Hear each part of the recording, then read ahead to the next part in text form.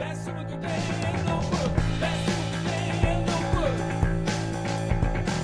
Basu Godin Notebook. Basu Godin Notebook. Basu Godin Notebook. Basu Godin Notebook. Basu Godin Notebook. Basu Godin Notebook. Hey everybody, welcome to the Basu and Godin Notebook on this Friday, November 21st. Arpin, last time we spoke on Monday during our subscribers episode, I mentioned how the next couple of games, actually the next three games, Columbus, obviously Washington and Saturday against Toronto were key games in order to bring this team back on track before a very challenging trip next week. Well, two out of those three games have happened, and there's no reassurance, coming the Canadiens' way especially after what we've seen on Thursday against Washington. How concerned are you? How could I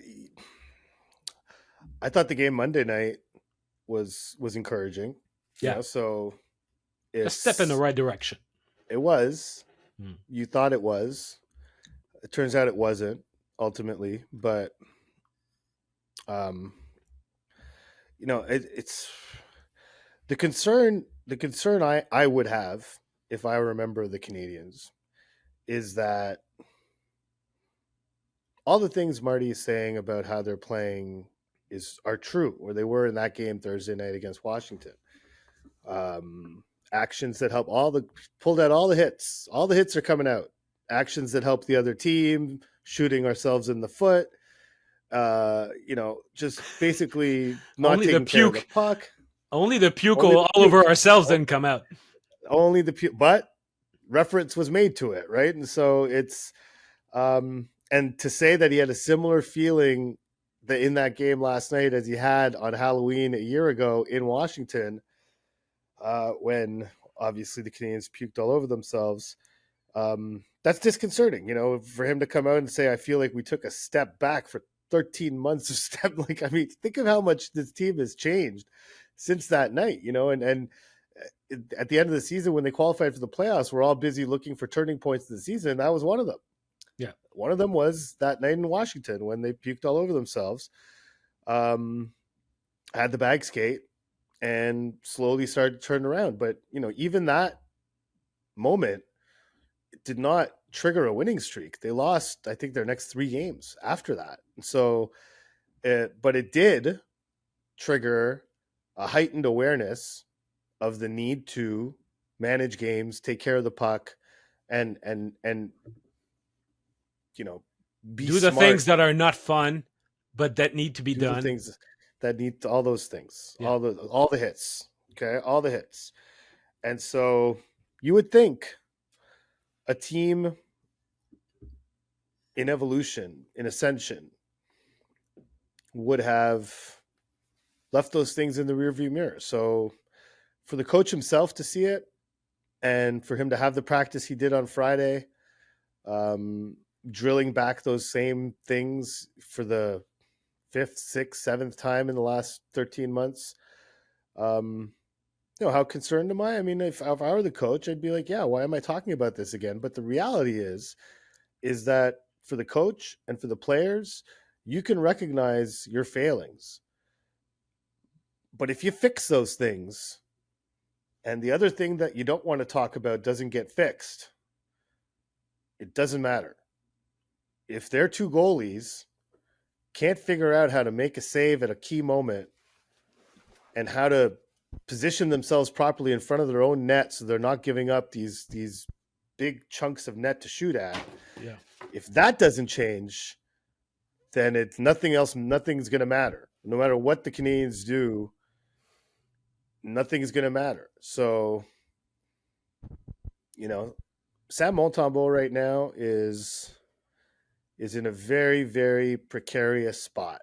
And we're about to learn a lot. Like, he hasn't been this lost for this long since he came to the Canadiens.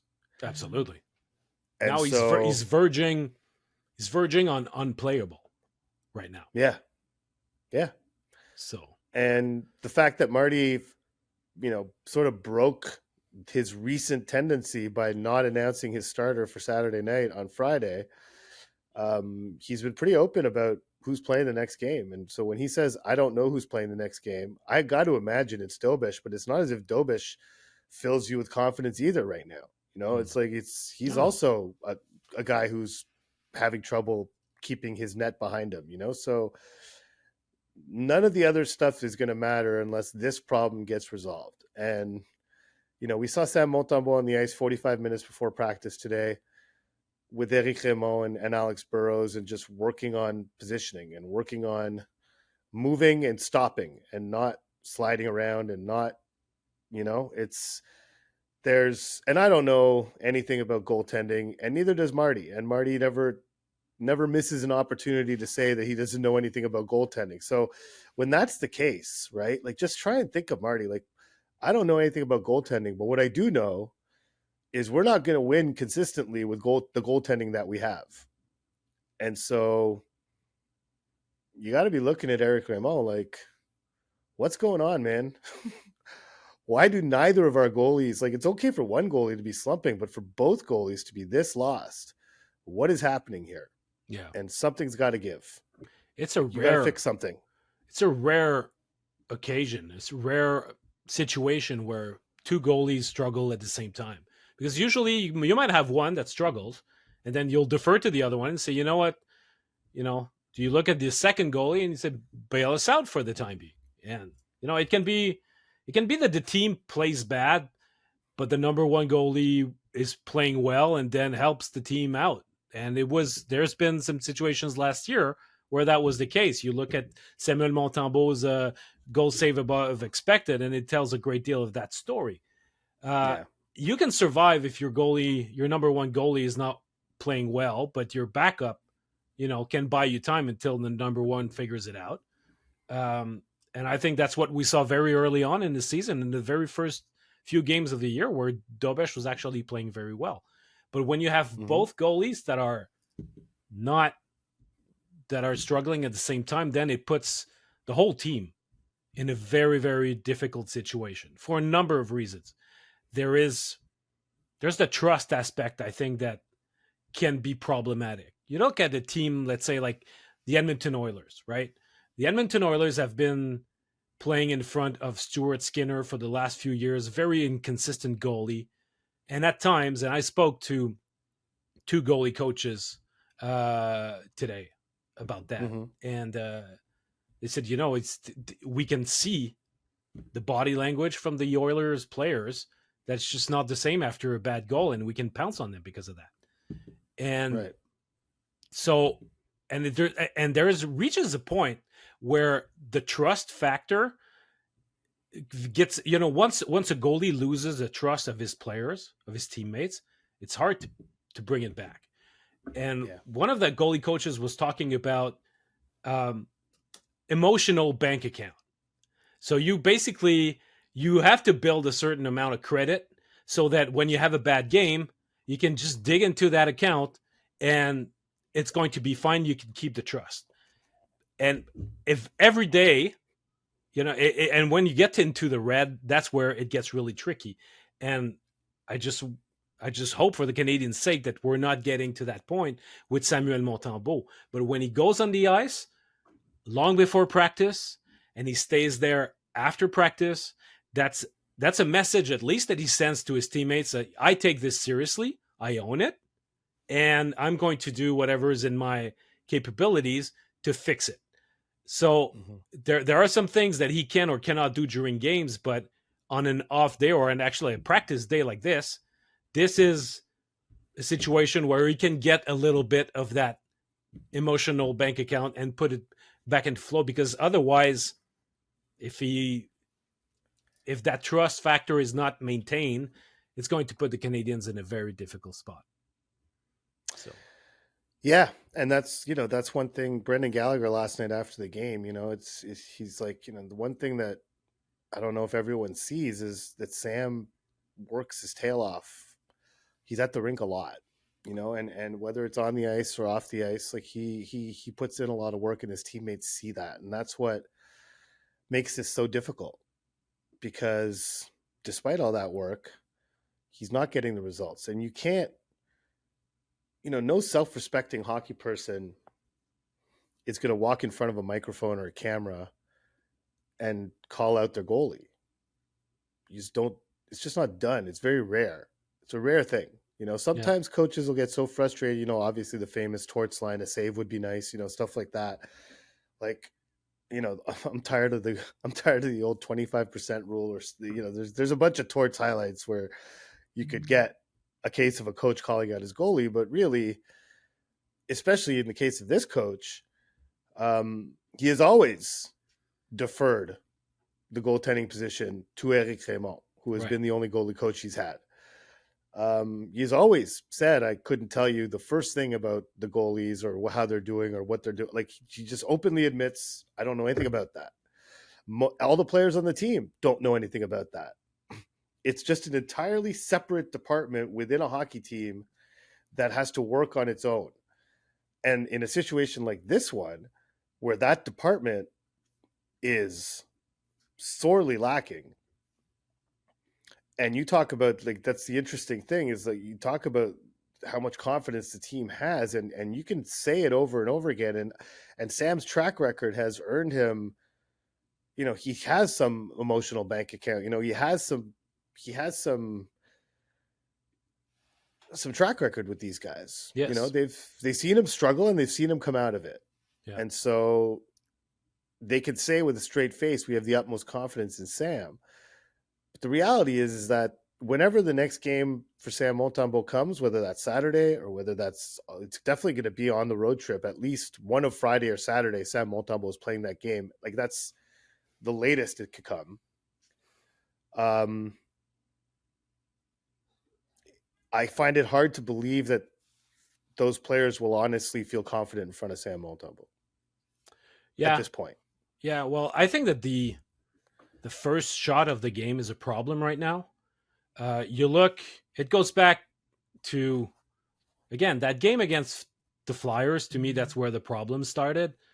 And on the first shot that he faced, he gave up a goal to Bobby Brink. Two nights after in New Jersey, that was Dobesh playing, gave up a goal to Cody Glass, first shot of the game. Then for a third straight game against Utah, that was Kyler Yamamoto who beat Montembeault on their first shot. And then yesterday, that was a weird one though. That was a rebound. Sure. They didn't give Ian Cole a shot. I don't know. I know, but that was a strange one because Sam actually made a save on Ian Cole, and then Yamamoto put the rebound in, and for whatever reason, they did not give a shot on goal to Ian Cole. But anyhow, it's still the point remains valid. It's true. It's just that it was definitely the first. But the thing is, on net. The whole team is putting itself, whether it's the goalie's fault or not, it's putting itself behind the 8 ball, playing catch up hockey right from the get go, and it's hard It's hard for the team to trust their goalie, but it's hard for the goalie himself to build himself back up, because when they're struggling, goalies can dissect a game and say, we're going to go by, let's say, one period at a time, or even shorter periods than that. But let's say one period at a time. Let's play a clean first period altogether. Don't give up a goal. And then after that, the head coach can go back in the room and say, guys, let's copy paste this thing. Let's head back to the second period. We'll do it again. But if the team allows a goal right on the first shot, it makes it very difficult to apply that idea. But this is an absolute necessity for both Montembeault and Dobesh to work their way out of that slump by using that process of cutting the games into small bits and going, laying the foundations brick by brick in order to build themselves back up. So that's why, and what's tricky also is that even if they were managing to do that, not give up a goal in the first couple of shots and play a good first period, the team as a whole, not just the goalie, but the whole team has been struggling so much in the second period. Just a repeatable aspect of whatever they do in the first has become a mountain to climb in itself. So, man, they're not out of the woods. No, they're not. And this is, they have a team coming to town. It's Hockey Night in Canada. It's going to be coast to coast. Toronto Maple Leafs. They're also their goaltending has been very bad. They're riddled with injuries. They're a mess. They're a mess, and they're in full blown crisis right now. If the Canadiens lose that game, then they will be in full blown crisis. Like it'll be crisis time. I mean, if depending on how they lose it, of course, but if we see similar tendencies, and if the goaltending doesn't hold up, Yeah. like what I'm gonna, what's like, what do they do? Okay, this is worth talking about because I think a lot of people are like, well, they need to go get a goalie, or they need to call up so and so, or they need to do this, or they need to do that, and my tact remains that they need to see this. They need to work this out with what they got. Really, I mean, Capo Kekkonen, I guess, is an option, but it just seems like temporary. It would be temporary, and would that permit Sam and or Dobesh or a combination of the two? Like, I just think they gotta stick it out here. Mm-hmm. They don't play after Saturday. They don't play until Wednesday, so they have some time. That's true, but at the same time, if they pull a stinker against Toronto on Saturday, they're gonna wish they were playing the day after, because the noise in the city. Oh, for sure. Until they leave for that trip in Utah, Vegas, and Colorado, it's going to be deafening. So for their own sake, I hope that they bounce back and they have a good game on Saturday. I think that the practice, look, those guys didn't lose their talent. I think that you can argue that there's, and it's quite obvious that for Dobesh, he's not technically mature, but in both cases, it seems to be a lot more of a confidence problem. You were talking about the losing the net, moving the extra movement left and right. Even Carey Price at times, when he would struggle with his confidence, would slide and bring himself so in a different area code, and he was Carey Price. It's so obviously the results you can look at it and say, oh well, technically they're not square, of course, but is it mechanical or is it mental? Like Samuel Montembeault is probably a top 10 glove among NHL goalies, and right now this glove is gone.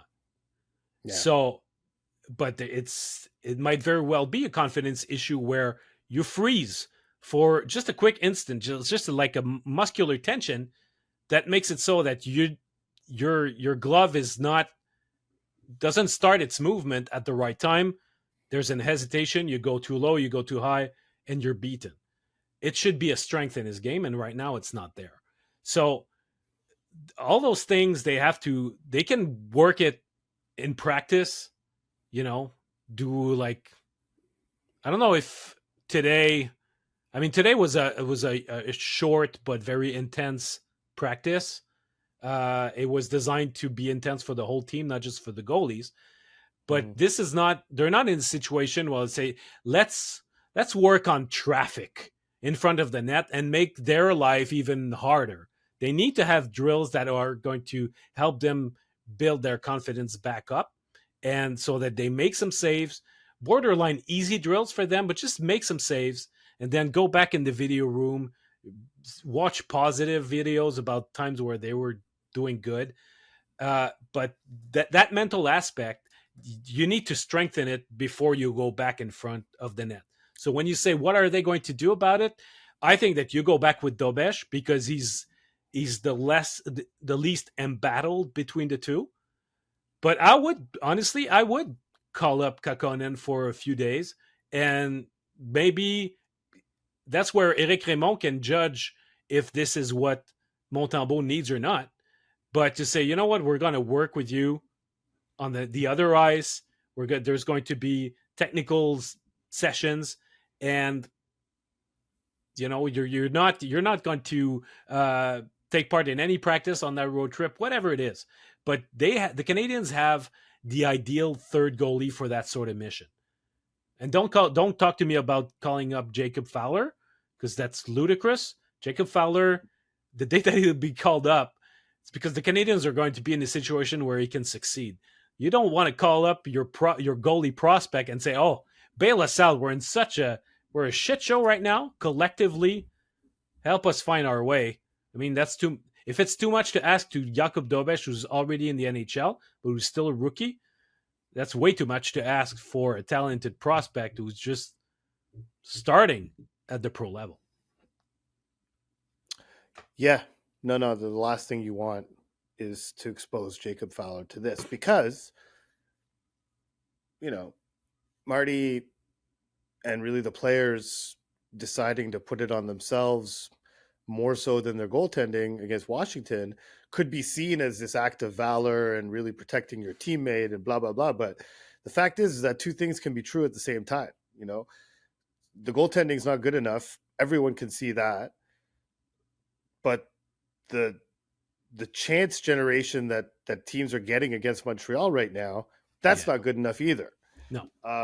High quality chances off the rush, off of turnovers. Just, again, same things sort of rearing their heads. And now we have a situation where Jake Evans was not at practice today. The Canadiens called it a maintenance day or therapy day, as they like to say in English, but it is journée de traitement in French, which they could just say treatment day in English. It would be much better. But it wouldn't sound so much as though he's got like hot stones on his back, yeah, exactly. Hot stones. They got like a Finnish sauna and like they got anyhow. So mud bath, yeah, like cucumbers on his eyes and stuff. Anyhow, so he's like, it's Martin St. Louis would not commit to him not playing Saturday, so he wasn't going to go down that road. But if he's gone, if he misses any amount of time, that'll be an issue where they'll have to bring someone else up from Laval, and they'll have three guys from Laval in the lineup, and it's the ability to, when you lose Evans, and listen, Evans has not had a great start to the season. Let's not sugarcoat it. He had an excellent game in Columbus, probably his best game of the season. Yeah. Otherwise, hasn't been great. No, the thought that he was going to seamlessly replace Christian Dvorak with Josh Anderson, like the chemistry that Anderson had with Dvorak was instantly going to transfer over to Evans because of the stylistic similarities, whatever, has not proven to be true. It's just not the case. But Martin St. Louis has no one else that he could go lean on to go play a shift in the offensive zone, to go regulate the game, to go get things back under control. Jake Evans is that guy. Like, go out and, he loves to say, like, go get us some momentum.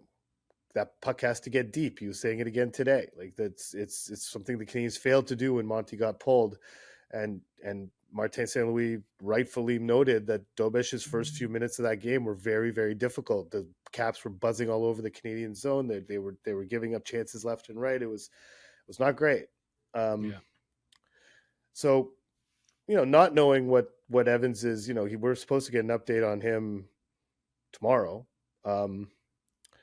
Saturday, but I feel like the depth thinning out quickly due to injury is part of what's causing this malaise. And, Martin St. Louis was asked that, and he said it has zero impact because to him, these are all controllable things that his players can do. Like, not passing pucks onto the other team's stick or off the other team's leg and have it coming back your way. And all these things that he feels is fully within their control, whether you're a call up from the AHL, whether you're the top player on the top line, everyone in between, you can all do these things. So injuries are not a factor.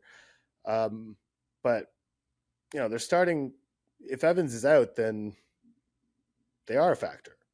That's definitely Yeah, a factor. And it even if is. he's not, they are a factor. Like this Well, is a he's your very best different penalty team. killer. Just Yes. and they've already lost Doc and Newhook. Now you'll lose Evans. What sort of center line is that Yeah, well, it's not a for good a one. team that started the season knowing that they could use a second line center? Now it, that whole center line is in shambles. Yeah. And if he's unable to play, I imagine that they would call up Owen Beck, who started playing more on the PK lately with Laval. They could also choose to put Bolduc at center, but then it would not help with defensive missions, really. No. But the reality is, even if you just want to look at the ability for everybody to fill their role, is that there's already so much that it's being asked of Nick Suzuki. Then if he has to start doing some of what Jake Evans has been doing because now Evans is gone, how many more minutes do you want this guy to play? He played 24 minutes, I think, against Boston because it was so heavy on special Special teams. teams. Yeah. Then there was hardly any special team on Monday against Columbus, but he plays his highest time on ice at 5-on-5 of the season. 20 minutes something, just 5-on-5. And now yesterday, I mean, at some point, the game is out of hand. You can I guess you could manage you could rotate the lines a bit more equally, but he started off by playing something like 8 minutes something in the first period alone. So there's a lot of pressure on Nick Suzuki, and it becomes a self-fulfilling prophecy where, as you over rely on someone, the less effective he's going to be. Just like in the back end, you start playing, you don't play Struble or Jacky enough, or as much as you would want your 5 and 6D to play. It puts a lot of pressure on the other guys, and it takes a toll. And over the course of a long season, it will have an effect. So it's not that it changes anything to what each guy has got to do, but it's just that their ability to do what's being asked. For certain guys, it becomes a lot of pressure just because of how the time on ice is distributed. One more thing on the Evans situation that I guess we should address is the Tom Wilson-ness of it all. Tom Wilson has made it an art to exaggeratedly tuck his elbow in on contact and bring his elbow up through contact, which shows an incredible awareness of the rules that govern the NHL. That exaggerated tuck of the arm, like he knows player safety looks for that. Is his arm tucked? Is his elbow out? And when he makes contact with that elbow tucked and he makes initial contact with his shoulder, whether it's to the head or the chest or whatever, he knows that I can basically hit wherever I want as long as this elbow's tucked. But invariably, he did it against Carrier last year and he did it last night. As he makes contact, he pushes through and the elbow comes up. Yeah. And he does that consistently. He's really good at it. And frankly, he keeps getting away with it, so I see no reason why he would stop doing that. But, there didn't seem to be any willingness. And Marty said today that people tried to do something, but I didn't see it. But you can't have this guy take up permanent residence in your kitchen. This guy lives in the Canadiens' kitchen, and there was nothing. And I get that the Canadiens were in that game, and their primary goal was to get back in that game. And to Carberry's credit, once Ovechkin made it 6-4, he basically benched Wilson. Wilson was not out there once that game had been decided. Once Alex Ovechkin made it a 6-4 game, Wilson basically didn't play, and Jacky was out there a lot. So I don't know. I had some issue with the fact that happened. The whole team watched Evans go down the tunnel. The whole team saw they didn't come out for the third, and there was nothing really happened to Tom Wilson. And Tom Wilson was still doing stuff near the Canadiens bench. He was coming into scrums and just being like, he basically had the sense that he had carte blanche to whoever he wanted. Yeah. And, Marty was asked in the morning about the physical nature and this and that. Do you feel like the physicality from that impacted you in the playoffs, has that been addressed? And he said yes. And you see that happen again, and you're like, nothing happened. Nothing happened. No, it did and not. It was a pack mentality situation where they did not really seem, in my eyes, to show much of a pack mentality. Well, yeah, Marty pointed out that the hits statistics 2019, 2019 in favor of the Canadiens. Well, Jacky had 0, and Struble had 0. Yeah. So if you want to stick to the stats, those are two guys that I'm looking at for an answer. Josh Anderson, I feel, was visible. He tried what he had to do. And it's not just making sure that Tom Wilson answers for what he did, and you got to force him to drop the gloves. He's a smart guy. He knows better. And he's more than willing to do that. He is, but he's not going to fall into that trap if he doesn't feel like it. Yeah. But it doesn't stop the Canadiens from going after other guys as a retaliation, and not doing something stupid, but just being go be physical on Dylan Strome. Go be physical on Ryan Leonard. Who knows? Whoever. It's just that pack mentality has to show at some point, because otherwise, if what we discussed a lot during TV timeouts, and it was addressed, but nobody wanted ultimately. Yeah, we had a meeting. We had a meeting about it. Yeah, we had a meeting, and ultimately at the end of the meeting, we decided we want to win the game, which is fine. You should go out and try and win the game. That game was there for the Canadiens to win. They could have won. For sure. And I couldn't help but get the sense that they were going to win that game. Oddly enough, even though nothing was going their way in that game, somehow it felt like they were going to win that game. Yeah. Yeah. And so you don't want to distract from that, and if it were in a vacuum, that would be a different matter altogether, right? But it's not in a vacuum. This is, when Marty after the game talks about 13 months of, we're going back 13 months. I feel like we took a step back 13 months. He said 13 or 14, but we all knew what he was talking about. He was talking about Halloween night in Washington against this same team. The same team bullied them in the playoffs. This same guy did the exact same thing, and the exact same thing happened immediately afterwards, where the Capitals scored. The whole series turned on that exact scenario we saw last night. Mm-hmm. So it didn't happen in a vacuum. There's a history here. At some point, the other night in that Dallas game, Josh Anderson comes out after the Dallas game. Or was it the LA game? It was one of the two. Anyhow, comes out and he's like,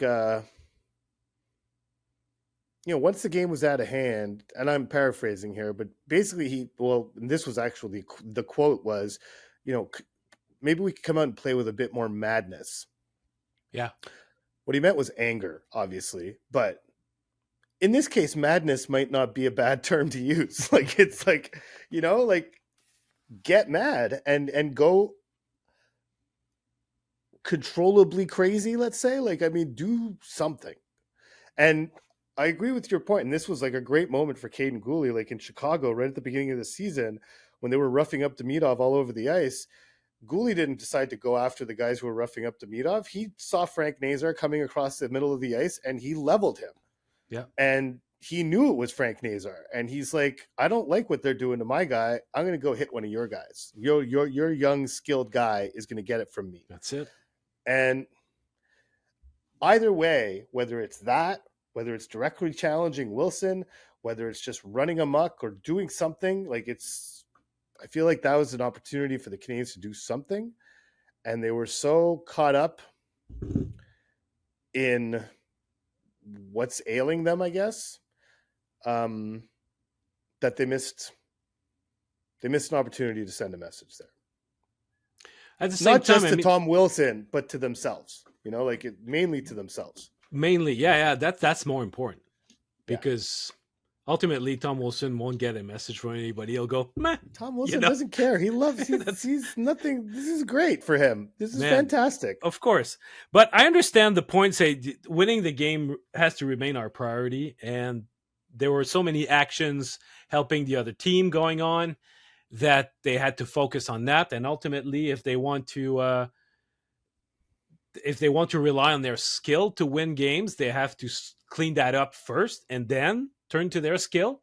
But in all of that, what it shows is that this team, being physical, being intimidating, is not part of their recipe to win games.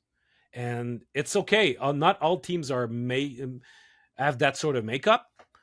But I think that in time, when they will have cleaned up the things that the actions that help the other team, when their skill is going to help them win games again, there will come a time down the line when in playoff time we'll say this team lacks that bit of grit that could help them in the playoffs.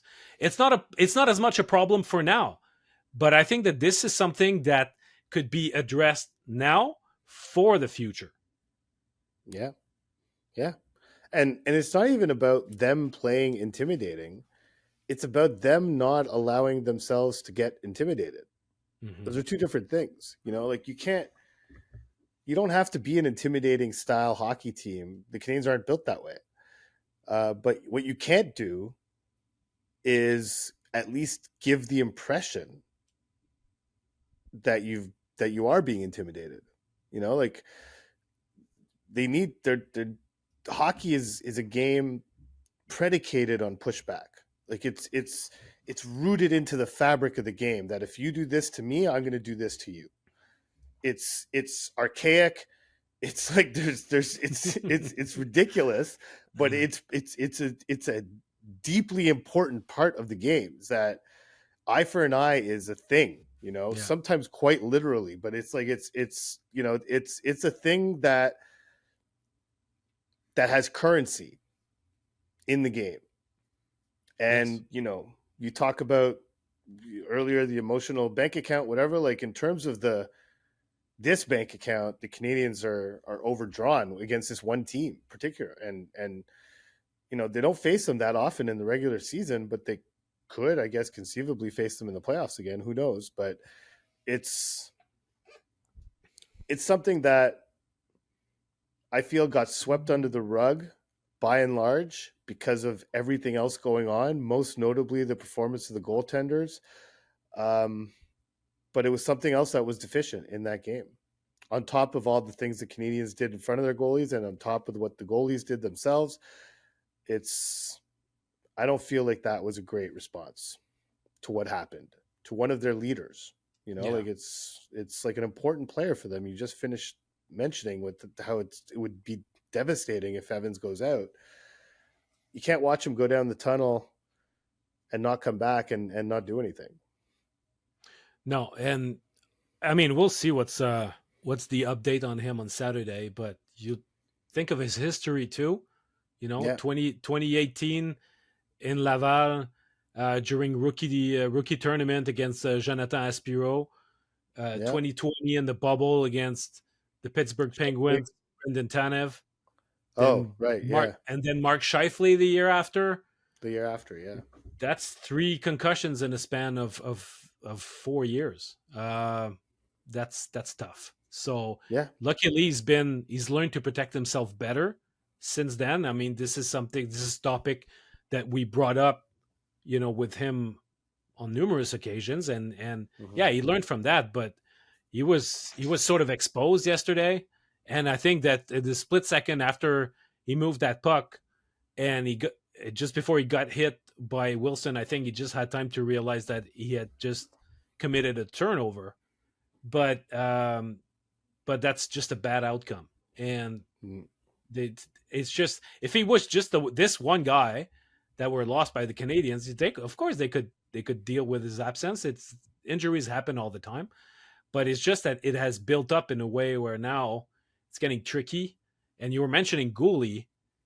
I mean, the I don't know to which extent it's just a coincidence, but the save percentage started to drop early in the year when Caden Gooley went down, Yeah. because the makeup of the defense core changed a lot with Gooley not being there. So, Well, yeah, their ability to stand up at their own blue line went down as a result. You replace Gooley with Jacky and or Struble, the mobility quotient of your blue line goes down, and the defensive IQ of the blue line goes down, and your ability to hold your blue line and deny his own entry goes down. And the block shots, the lifting sticks, like Marty mentioned today, because yeah, there are mistakes made at the other blue line. There's plenty of them that cause turnovers, but even in your own end, there are individual plays that can be made to prevent grade A chances, and this is where goalie was particularly effective. yeah, And so it's not just the goalies, but I guess it starts with the goalies, and now it's going to be. And last year, when they were going through rough patches, the goalies were there on occasion to bail them out, and right now they're not. So it's got to be the other guys that take charge and figure a way out of this, because that's one win in their last 8 games. So yeah. So now, our last episode was on Monday. They played Monday night. We didn't know at the time that Slafkovský was going to be taken off the top line later that evening. So last night was obviously his second game playing away from Nick Suzuki and Cole Caulfield. This is obviously a pretty major development. The one thing Marty has consistently said is we have that line and we have the rest. But that line has always been set in stone. And he was asked in training camp, what kind of circumstances would lead you to possibly even consider breaking up that line? And at the time, he said, in an ideal world, I would never have to consider that, or something to that effect. Basically that this was a last resort. Injuries kind of forced it. The way the Canadiens are playing has kind of forced it. But I just find it, and frankly, that line of Kapanen, Demidov, Slafkovský was excellent in Columbus. They were very, very not good against Washington. It was not a good night for them. So we're dealing with a 2-game sample, one of which was an excellent example of something, and the next which was actually, funnily, it was Nick's line that wasn't that good in Columbus, and then Nick's line had a bounce-back night against Washington, was much better with Bolduc on there. yeah. Than they were the night prior. So I just, I feel like we need to look at this from both sides. And to me, the most interesting thing was Slafkovský on, I guess it was Wednesday, saying how much he liked it, how much he liked the idea of going on his own line and taking a leadership role on that line and having the puck more often on that line and just doing a lot of things that he doesn't feel he can do playing on a line with Suzuki and Caulfield. And it got me wondering, like, are we going to, last night notwithstanding, but are we going to see some sides to Slafkovský that we haven't quite seen before, that we accepted were sort of simmering underneath the surface, but because he was such a good complement to Suzuki and Caulfield, that was okay. It's like go out and facilitate that line, and your role and his role on the success of that line. If it wasn't clear before, it should be really clear now. But do you think that over time, again, the timing of this is not ideal because they were really quite bad last night, but do you think that over time this could lead to a newer version of number 20, a different, more assertive, more creative, more impactful version of number 20 than maybe that we saw on that other line? Well, I think it can go both ways. I think that there's a chance that it unlocks some of his potential. I was it really struck me too to see him talk about how carrying the puck more is something that he was really excited about. Yeah. Because up to that point, playing, living in the penthouse of the Montreal Canadiens roster, playing with Suzuki and Caulfield was something that he took a great deal of pride in. I don't think that he wanted to be taken off that line, but now being put in a situation where he can feel the puck a lot more, uh, he quit right from the first game. He said, "Yeah, I feel like I'm a different player when I'm on Mm-hmm. that line. I'm still going at the net, but I got the puck more often." So it can go both ways in the sense that on the one hand, it could be the opportunity to see him soar as an offensive weapon, but it also could backfire in the sense that even though this goes back to a discussion that we've had before between the identity that a player perceives he's got and the identity that the organization wants to instill in him. And there's Mm-hmm. been a lot of work done with Suzuki in that sense. But if he's still, Slafkovský. uh, yeah, who did I say? You said Suzuki, yeah. Slafkovský. Yes. Um, and with Slav, I think that if he still perceives himself as a guy who can be a finesse guy, a puck carrier, a guy who can create plays, if he succeeds, that's great. But it's got the chance also to show him his limitations and say, you know what, you thought you were this player, but maybe look at the other way because you're not quite this player and you're more that player. And if you get the opportunity now on your own line to do what you always wanted to do, now we're going to see the balls in your camp in order to you've got the burden of proof. So I think it's going to be a very, very interesting development for that reason, because I don't know how it's going to go. What I know though is that he's got two line mates that are talented enough and that are creative enough in their own way to help make that a positive experience. Well, I mean, it's the possibility of playing a two-man game with Demidov as the big strong guy who creates space. Like, I mean, Suzuki and Caulfield have been the ones who benefited from the space that Slafkovský creates, but before the line switch, I was starting to find that Demidov didn't have a lot of space at 5-on-5 and was having trouble making plays and having the puck in space, and so I felt like we saw that a lot more in Columbus. We saw that in flashes against Washington as well, but like Slafkovský doesn't only take up room, but he draws attention for different reasons. Demidov does too. But I would be interested to see if those two guys can start doing some two-man stuff, little interchanges and little plays to create chances. And so that remains to be seen. And the other side of it is what this means to a guy like Zach Bolduc, who's been a bit underwhelming, let's say, in a Canadiens uniform, has not really had the impact that everyone had hoped for. This, again, is an opportunity to play that facilitator type role on that line, but is also an opportunity for him to play with the two most established, talented offensive players the Canadiens have. And he needs to seize it. And I thought he was better against Washington. Like he had moments against Washington where he was winning puck battles. He was getting the puck to his line mates. He was going to the net. It wasn't a perfect game by him. It wasn't a perfect game by anyone in the Canadiens uniform, but I thought we started to see little signs of how he can work with those two guys as a line. Now, who knows how long it's going to be. And even in Columbus, at the end of the game, when they were chasing the game, they put Slafkovský back with Suzuki and Caulfield. So that is always there in the back pocket of Martin St. Louis situationally. But for Bolduc, it seems like a great chance for him to to build his confidence and build his game up with two guys where he doesn't have to feel the pressure of production on that line.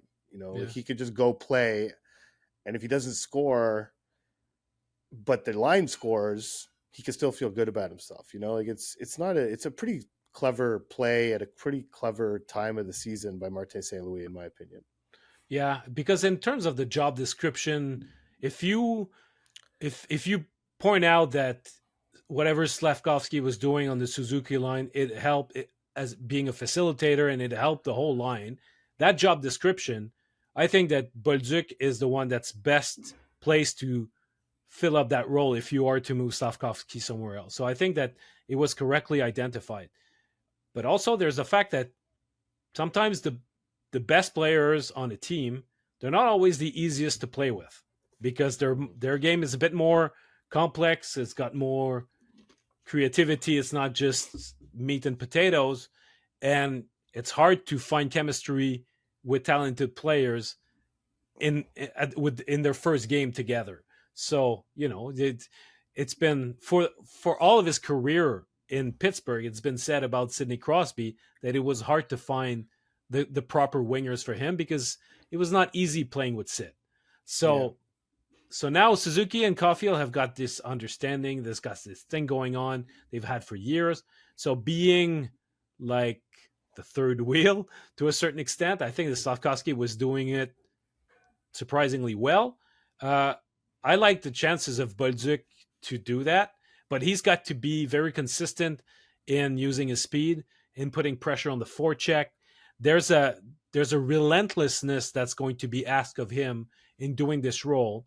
That he's been a bit too inconsistent since the beginning of the season to totally convince me that it's going to work.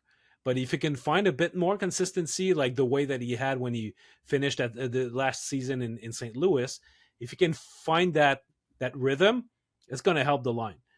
As for Slafkovský on the other line, I think that it's. I remember there was a play. I think it was in the third period against Washington where he carried the puck in the neutral zone, and just before arriving at the blue line, he chipped it all the way, like deep in the capital zone, and he was the first to pick it up. So he maintained possession just by flipping it behind the D, but it was both his puck carrying, his speed to be first on that puck, and using his size to protect the puck and keeping possession. Those three things combined, it was a very simple play. There was nothing flashy about it, but if he can repeat that, I think that it could lead to good, good ozone time for that line and playing more of a deep game, the way that Marty likes to talk about. So it was, it was one of his better shifts in the game in an otherwise very forgettable night for that line. Yeah, but I think the potential is very interesting, and just because of the current situation, it necessitated it. But it's I think there's a long-term aspect to it that it provides an opportunity to gather that information for this coaching staff. Like it's and they were good, and they would do well to give it some runway, because I think that both Bolduc meshing with Suzuki and Caulfield and Slafkovský sort of not only meshing with his line mates, but meshing with this new version of himself, or this new role on his line. It's going to take a bit of time. I mean, Slafkovsky's used to deferring. He's a deferrer on that line, on the Suzuki Caulfield line, and he readily admits it. He gets the puck, and as soon as he gets it, he's looking to see who he can give it to next. It's not really a matter of him keeping it. And the goal Kapanen scored in Columbus, that began because Slafkovský carried the puck clear around the offensive zone, and then created a crisscross with Demidov, and then with Matheson got involved, and the Blue Jackets got confused. The next thing you know, Kapanen's alone in front of the net, and he scores. So it's a development that I didn't see coming. I don't know how long Marty had this in the back of his mind, that this is something that he would like to try, but I think it's a very promising possibility for this team moving forward, where it serves Bolduc well, and it gives Slafkovský a sense of purpose that he might not have had otherwise on that top line. What do you make of the fact that after 20 games he's got 3 even strength points?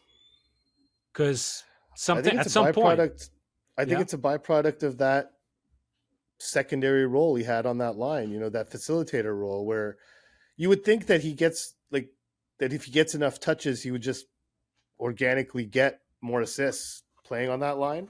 Mm-hmm. But I haven't done the deep dive on it, but I would imagine that there's a lot of goals that line has scored where a Slafkovský puck battle was either at the origin of it or was a factor in the development of that goal.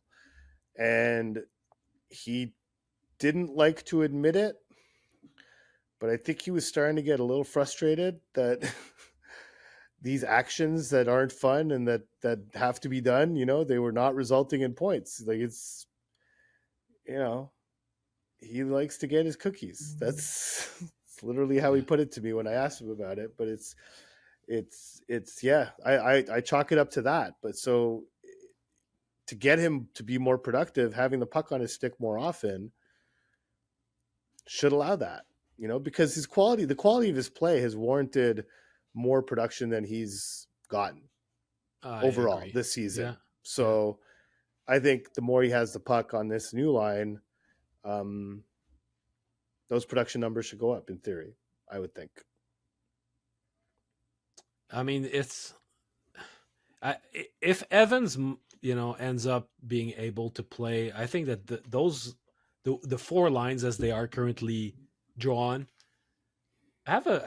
they have a chance to be successful. It's still a decent lineup. It's not a great lineup, but it's still potable. It's still sustainable, and it's a lineup that produced 4 goals against the Capitals last night. Yeah, you should be able to win a hockey game when you score 4 goals. And Gallagher and Veleno were 2 of their best forwards. I mean, they both showed up. And Lindgren made a number of important big saves, especially the one on Kapanen right after the Canadiens made it 5-4. That would have made it 5-5 off the ensuing draw. Kapanen had a lot of net to shoot at. He didn't get it high enough, but Lindgren made a hell of a save. And so, yeah, it was they generated enough. So in that sense, the lines are encouraging, despite the fact that Kapanen line didn't have a great night. You know, like they really weren't as effective as they were on Monday in Columbus. But yeah, I think the fact that they're generating offense as a group really bodes well. And Joe Veleno gets his first goal and his first point in a Canadiens uniform. Well, the big Veleno fan club among our listenership must be really, really excited for him. The thousands of them. Yes. Yeah. So on Saturday night, the Canadiens play Toronto. It's going to be the 21st game of the season. And there's that old cliche saying the most important game is the next one. Mm-hmm. But in this young season, Saturday's game is extremely important if they want to turn things around. It's their last game before they begin the most treacherous stretch of their schedule. Yeah. A stretch in which they would frankly be lucky to finish 500 between November 26th and December 23rd, when they play, I believe it's 16 games, 8, 11, 13, 16 games between November 25th and December 23rd. And if they finish 500 in those 16 games, they will have done well. They will have traversed that portion of the schedule in decent shape. And that's not even counting their post-Christmas trip, you know, like, so, which comes after that. So yeah, that this game tomorrow is kind of their and it ends a stretch of 8 out of 11 at home. where they haven't done a great job banking a lot of points on this homestand. I think you mentioned Alex Carrier talking today about needing to improve how they play at home, and this is this is it. So Saturday night's a very, very big game. They could either be in crisis or they could be on their way out of it. A bit of wind in their sail would be, it wouldn't go astray at this point. It's not. I like to. It's never time to press the panic button, never.